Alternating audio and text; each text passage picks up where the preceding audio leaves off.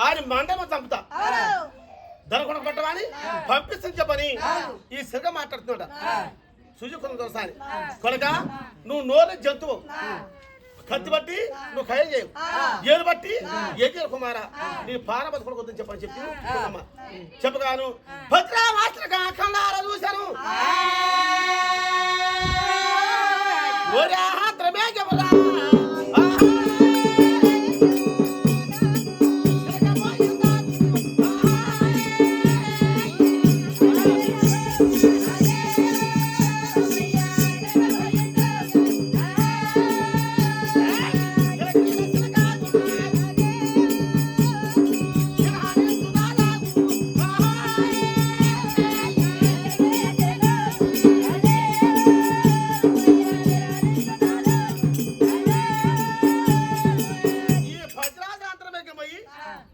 ఈ సిరగా కిలహరిస్తాడ ఈ సిరగకు గుడికాలకు గంట ఉంది ఎడమకాలకు మూగ ఉంది అది మోతుంది కానీ మరి పలకర కున్నమ్మకు నేత్రములకు సిరక పడతలేదు సిరక వచ్చి కింద వాలి అమ్మ చూసిన బాబాలను చూసావా అమ్మ యాదవులు వచ్చి రైపులతో కాల్చితే ఒక వైద్యులు వదిలేస్తే కానీ నా పానం పోదు కదా అని సిరక మాట్లాడింది ఆ కొందరు నిన్ననిపించింది నిన్ననిపించి పత్ర ముక్కలకు ఎదురుగా పత్ర రెక్కలకు పడి బతికింది ఎర్ర ముక్కకు ఎండు బతికిచ్చింది బతికించి అటువంటి భద్రాశిరకకు ముచ్చల వస్త్రములు ఆ సిర కట్టింది కట్టి ఆ మందకాడికి ఎర్ర మందకాడికి సిరకని ఎలా తులంతుంది కదా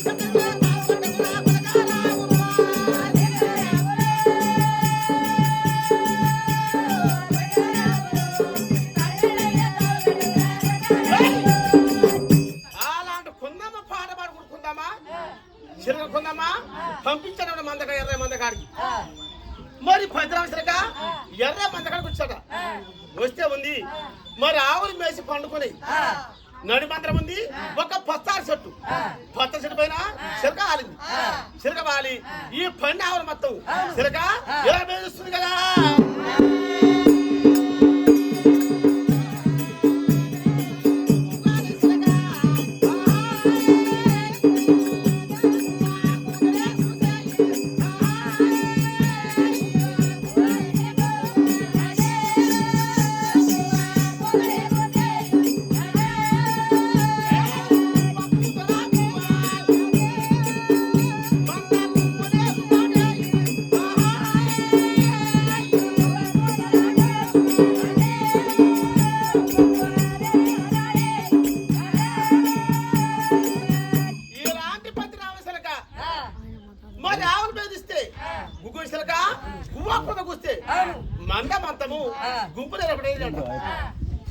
తీరక మార్చి చిలక కాకి పక్కన పోయింది.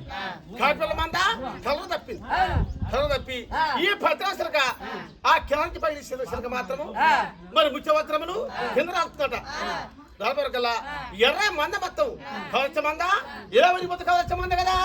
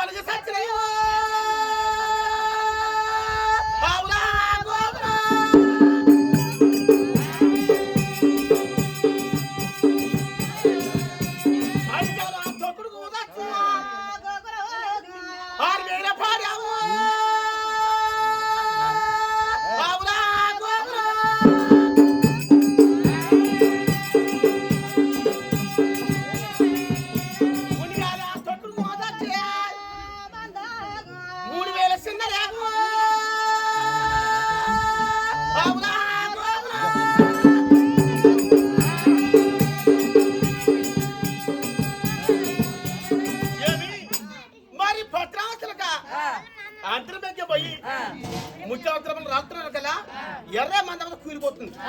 మంట మొత్తము ఒరిగిపోతుందట. ఒరిగే వరకల్లా చూసి యాదవులు తమ్ములారా మరి సస్తి మంది రావాలి. సస్తే ఒక 2 చచ్చిపోవాలి కానీ ఈ కవచ మంద మొత్తము